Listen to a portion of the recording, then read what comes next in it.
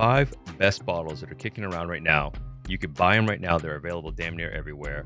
And if you don't have them, either there's something wrong with you or you were just waiting for us to say, hey, check this out. You're gonna like it.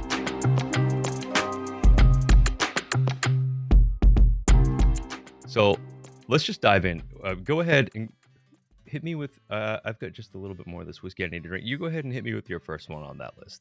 Yeah, totally. So first off, this is something I'm excited, but not at all confused about. And also, second, if you don't own these, I hope that you just recently finished one and you just haven't gotten to buy a new one yet. But if you're looking for 5 great whiskeys, you're tired of chasing hype, you want 5 super solid whiskeys you can go out and buy right now.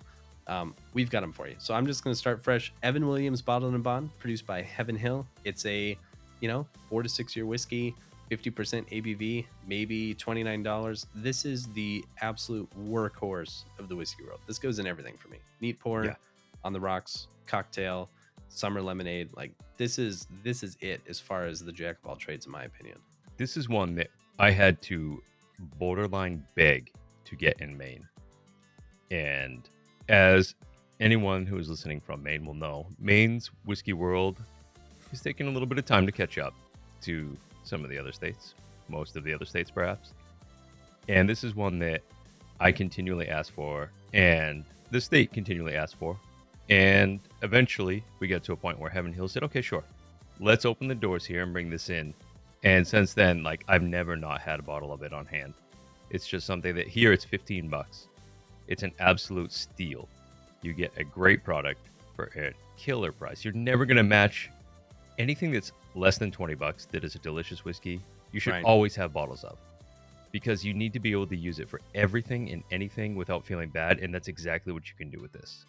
And the best part is, I can't think of a single place that I've been where I could not find Evan Williams Bottled and Bond. Like except Evan for Williams, Maine until recently. Well, right. But, the Civil War just ended there. So there's a little asterisk to put next to that. But, like, it's there now. And if you haven't tried it, like, you simply have to. Like, this is, I think, if I could make this everyone's first whiskey, I totally would. Yeah, I think that's a really good point, too. And it also does what a lot of cheaper whiskeys, or I should say less expensive whiskeys, may not do, and bring a great amount of value to the proof it brings. Absolutely. Few things do this at right around 100 proof for under $30. Wild Turkey 101 is another one that does it. Although most people mistakenly think that that's like redneck whiskey or biker whiskey or something that, like, they don't want to get involved with because they think it's something that it's not. Right. But Evan Williams Bottled and Bond is something that maybe a lot of newer whiskey drinkers haven't tried because it's cheap, but they think it's probably not good, or just haven't heard of. And I think correcting that is a really, really good piece of advice. Totally. I mean, you can't beat it. So moving on, I think we got something. What do you got up your sleeve, man? So I went with a more premium offering here. So this is something that if you have never dived into the Knob Creek pool, I'm going to recommend the Knob Creek 12.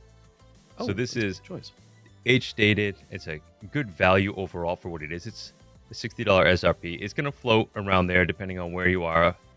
Every region's a little bit different. States do what they want with pricing.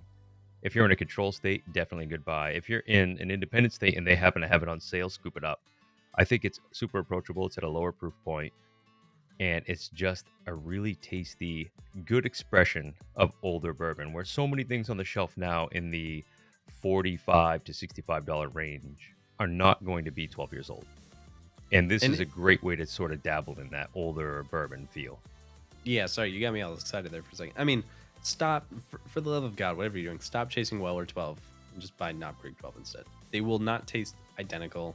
There's different rye content. Obviously, Knob Creek is not a wheated bourbon, but for $65, I think it is probably the most solid premium whiskey. It's 50% ABV. We're totally just still riding this Bottled and Bond train. Right. There's very few whiskeys I rebuy, and Knob Creek 12 is absolutely one of them every day. Yeah, I think the first time I bought it, actually, I was unsure how much we would see here. So I grabbed 2 bottles right off the bat. Yep. Opened one, tried that when I got home, and went back and bought 2 more. Because it's like, I'm going to go through the first one fast. I can already tell it had very, very similar notes to a lot of the older Knob Creek single barrel selection. So Knob Creek single barrel is aged at 9 years. So they're all going to be at least 9 years old. But they ranged right up into the 15-year range, and which sadly you won't see anymore now as a single barrel product. But anyway, some of my absolute favorites are right about 13 years. And I was kind of hoping that this would come close to scratching the same itch, and it kind of does. It doesn't have the same proof point, doesn't have quite the same finish, but man, it's available. It's delicious. Age dated at 12 years.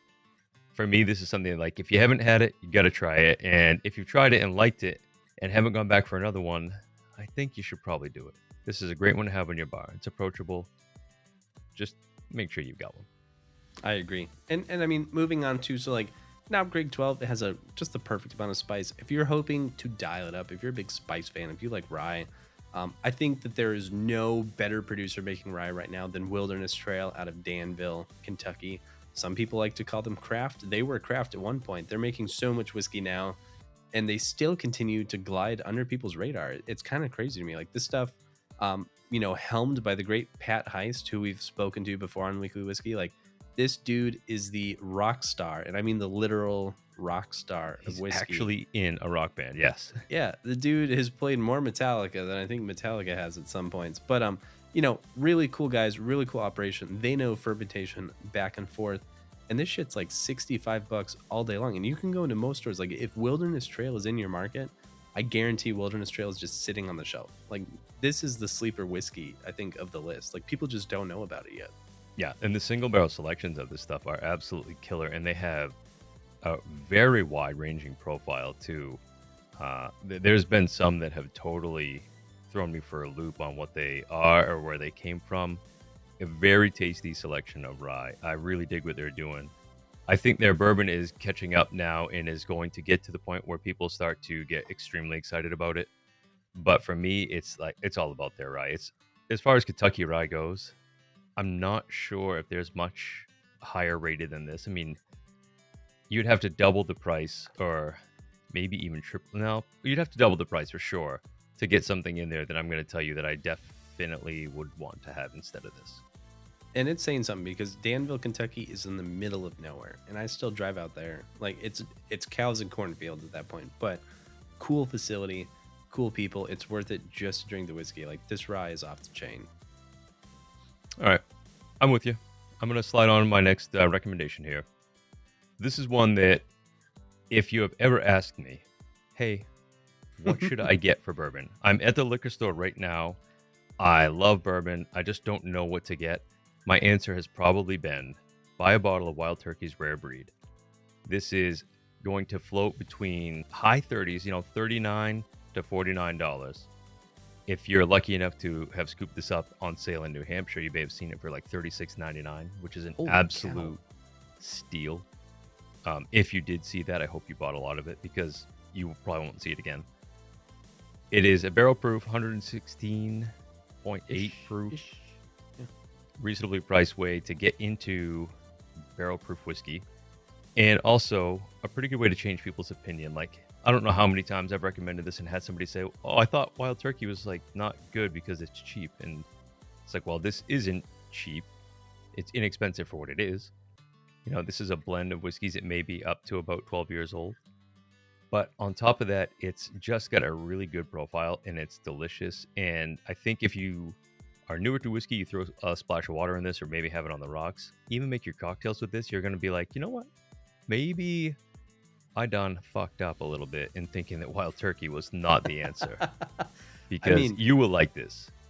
I'm right there with you. It's $59 here in Wisconsin, and I still think it is a great deal. I mean, yeah, this is a blend of, or so Campari tells us, they're a little bit evil at times, but I choose to believe them here. A blend of 6, 8, and 12-year whiskey, I believe, from different warehouses, different floors. So it's coming from all over. It definitely tastes like it has some nice maturity to it. The recent batches, I will tell you this. If you buy a bottle and don't like it, go ahead and just leave that cork off for like 6 hours, cork it up, pour a couple drams, come back to it in a week or two.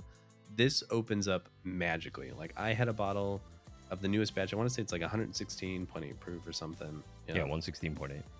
New style bottle. First pour, I was like, this is Ambien. I'm totally sleepy. This is just not interesting. And I came back a couple weeks later, boom, opened right up. Incredible. Yeah, I'm behind you on that all the way, man. I think this is a great one. Actually, the rare breed rye too, but it's not available enough for me to really Yeah, recommend it. But so hit or miss. damn it, I love that stuff. But anyway, rare breed bourbon, absolutely one of my bottles that you can buy right now just about anywhere. And if you haven't had it, you need to try it. I'm with you. And to cap on off, I'm kind of bucking the trend a little bit. There's a reason we said the 5 best bottles and not the 5 best bourbons, and it's because I'm recommending Bernheim 7-year. This is a wheat whiskey, and for those of you that don't know, to be a bourbon, you have to be at least 51% corn as far as the mash bill is concerned. To be a wheat whiskey, you have to be at least 51% wheat. So this guy is big. It is sweet. It is 7 years old, and it's gonna run you about $30, which I think is probably the oldest, the boldest, the most value centric off the list. Like this is, I implore people to buy Bernheim because I see people just walk by it all day long, and this is a bottle that's always on my shelf. Yeah, I have a fresh one on my bar right now. It's one of those ones that like you can use it for damn near anything. You could use it to surprise people in a blind. You Right. can use it to just have something tasty on a casual Wednesday night where you don't want to open an expensive bottle. Or you could bring this to a party, and I would be willing to guess most of the folks there haven't tried it before. And you're going to be able to talk about it, share some information, drop that stat that Jay just gave you. This is 51% or more wheat, Right. whereas your ryes are going to be 51% or more rye, bourbon, corn. You get to talk about whiskey, share good whiskey, and get in and out of it for really short money. Yeah, I mean, this is essentially a conversation in a bottle. And this for me is when I run into someone who is like, you know what? I wish I could try some whiskey with you. I think I'd like it, but I've just hated it in the past. I tried it a couple years ago. It wasn't for me. I'm envious you like whiskey because I think it's really cool. Like I love the story. And I'm like, well, maybe you just haven't tried the right whiskey. Why don't you try some Bernheim? And that is I call it the converter. This thing is the gospel of whiskey for people who don't know that they like whiskey yet. Because the wheat just makes it really approachable and really good. And I think that it's the perfect one to cap off this 5 bottles. I guarantee if you don't have it, you haven't tried it, you're missing out. You should definitely hit it up. I'm with you, man. I think that these are really good. We didn't even really sort of stage these out like in a super pre-planned way on which bottles we talk about, but I think we just kind of formulated the ultimate list of whiskey doom here. I mean, we've got everything we need Yeah. to go to hell and back. Old, young, wheat, rye. I mean, We're all for, over for the two place. guys who are used to just throwing spaghetti at the wall, this list came together very nicely. Yeah, it's definitely going to stick. Excellent. Well, if you were looking for 5 bottles you need to buy right now, go ahead and check those out. If you like them, love them, hate them, agree, disagree, let us know. We would love to hear from you.